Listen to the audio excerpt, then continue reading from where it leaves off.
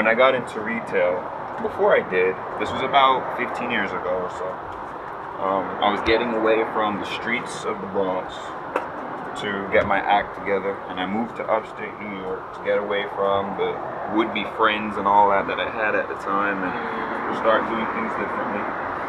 And I didn't know what I was going to do with myself, so what I ended up doing was filling out job applications and spending time reflecting, okay, what can I do, what kind of field, career I could get in.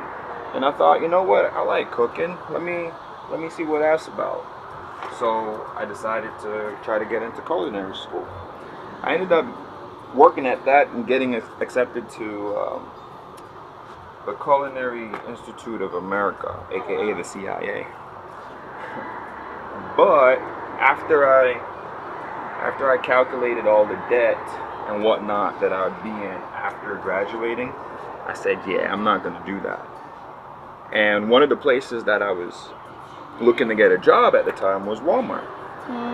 So what ended up happening, I got the job at Walmart, and I had a manager pull me to the side and said, listen, the way you carry yourself and what we saw of you in your little interview to go work in the produce department, I don't know what you know about retail, but if you really work hard and you learn, you could go and do some really big things in retail.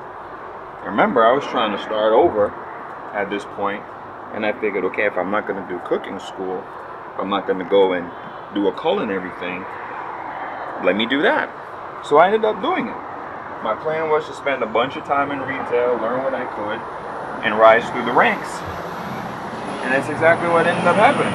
I did pretty well, did better than people thought that I was going to be able to do. And so I ended up learning a lot of what I do know now in terms of how to run a business and to manage numbers and all that good stuff. In retail? In retail, yeah. Wow. You know, running big box retail, the likes of Walmart. I ended up moving to Texas to work for H-E-B, and after a little while, had a lot of things going on where that didn't work out, and I ended up just dropping retail altogether. And it's right around there when I started Mr.Pimento. Finding myself full circle back again in doing culinary stuff. Funny how that works.